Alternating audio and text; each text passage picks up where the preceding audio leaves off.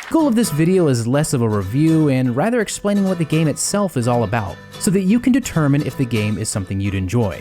So let's start by talking about the niche subgenre this game is often categorized as, a biological sim, which is one of 3 types listed on the Wikipedia page for the genre, the other being digital pets, and the other being the more popular life simulation games, with the most notable example being the Animal Crossing series.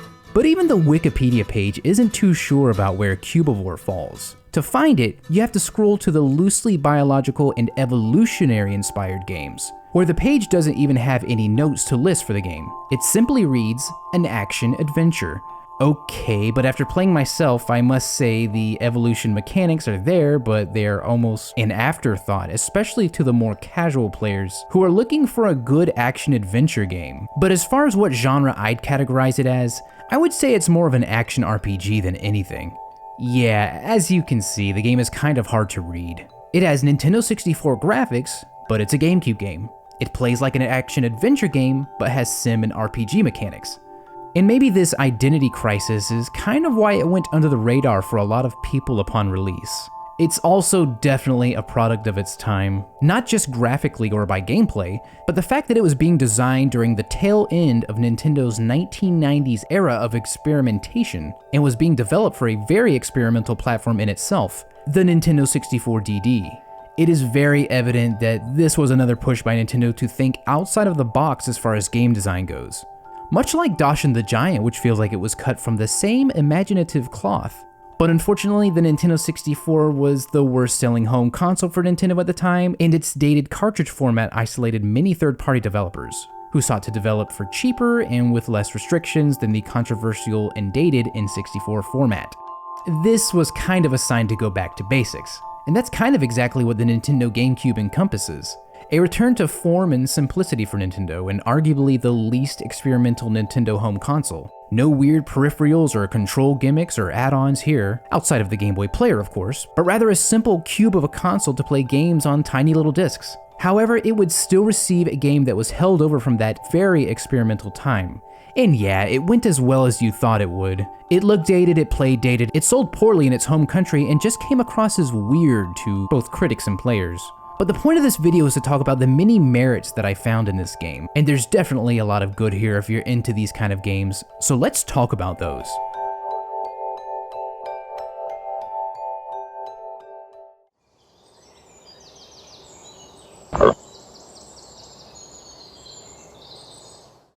I like the way this game looks. Low poly and voxel-based video games are kind of finding a unique aesthetic all on their own. There's this game coming out in 2022 called Bomb Rush Cyberfunk, which is clearly inspired by the Jet Set Radio games, including having the same composer, Hideki Naganuma. But it goes even further by retaining the cel-shaded look, and more peculiarly, opting for what appears to be a lower poly count, embracing the kind of geometry you'd find on the Sega Dreamcast, especially on the NPCs and stage assets like this very square car. And here's Cubivore with a look it can call its own. Low-res textures stretched across cube-like creatures that all retain the same square shape despite being all different kinds of colors and species, each with unique abilities, strengths, and weaknesses. And all this is dependent on their appearance. And that's all you need. The simplicity in graphics actually lends to the game's conciseness. So let me elaborate a little on why being able to read the many different Cubivores is important and lends itself to the gameplay.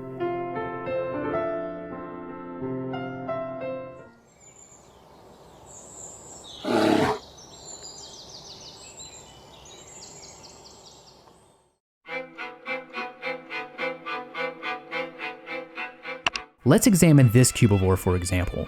I can look at this Cubivore and tell you all about it just by examining the amount of limbs, the color of the limbs, and even the shade of the limbs.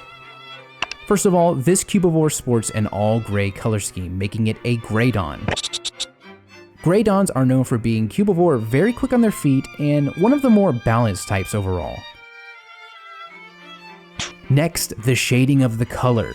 This Greydon sports a darker shade of gray, putting it in the dark Cubivore category, which is the third tier up on the Cubivore power scale, the others being pale, the mixed pale dark, dark, Clash, which is a mix of Rage colors, which are known for their shiny texture, and Rage Cubivore, which also sport a completely uniform color and are the strongest of all Cubivore.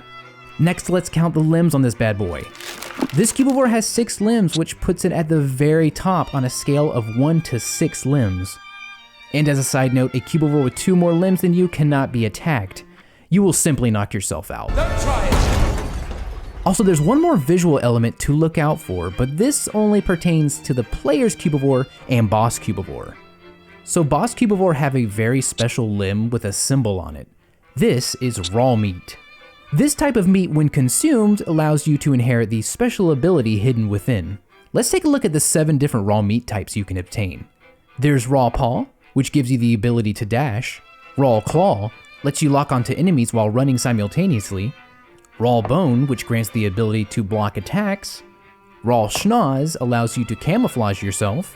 Raw Peeper ingrains your powers so you can still use all these abilities even if you get one of your own limbs eaten off by another Cubivore. And finally, the Raw Life, which allows you to mate with the ultimate female, and thus reincarnating as a one-limbed baby.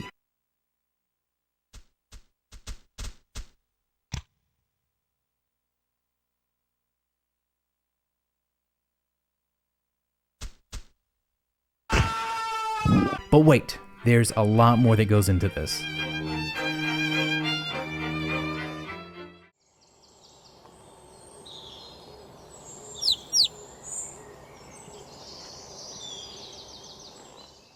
So even after being reincarnated and reverting back to a one-limbed Cubivore, there are plenty of stats that actually carry over, and these are indicated by your physical features such as your hump, horns, and scar.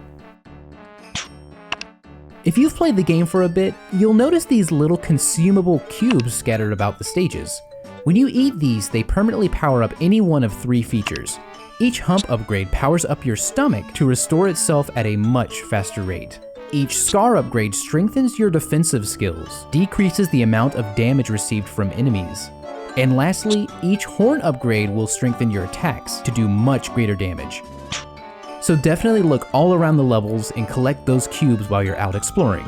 Also keep an eye out for training grounds, such as the Wooden Horse, Rampage Bowl, and the Treadmill, which can also upgrade your horn, scar, and hump.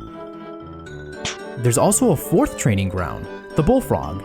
This type of training ground will strengthen your tongue and will eventually grant you the ability to eat and run, which means you can quickly rip meat from some of the weaker Cubivores.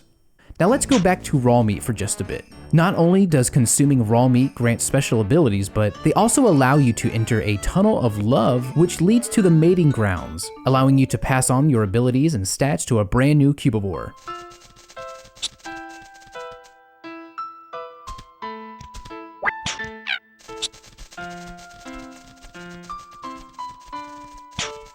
Your offspring will be born with an additional limb too, and this cycle will repeat until you get a 6-limbed Cubivore. And after that, you'll find the final raw meat, the Raw Life, allowing you to reincarnate back to a 1-limbed Cubivore. And that's pretty much how the gameplay loop works here. You'll do all this until you achieve at least 100 different mutations, which I finally ended up with after playing for about a week.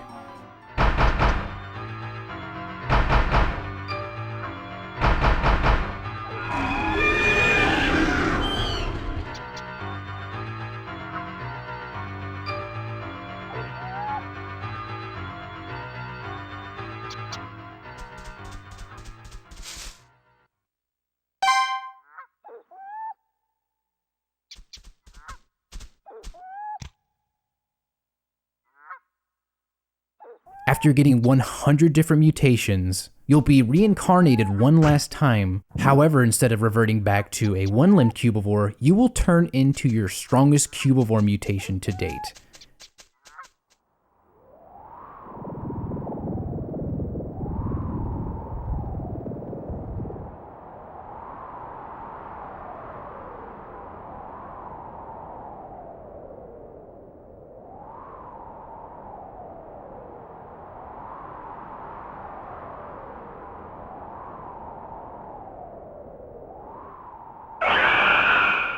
And then you'll be thrust into a boss rush mode, which pits you against every single boss in the game at the same time.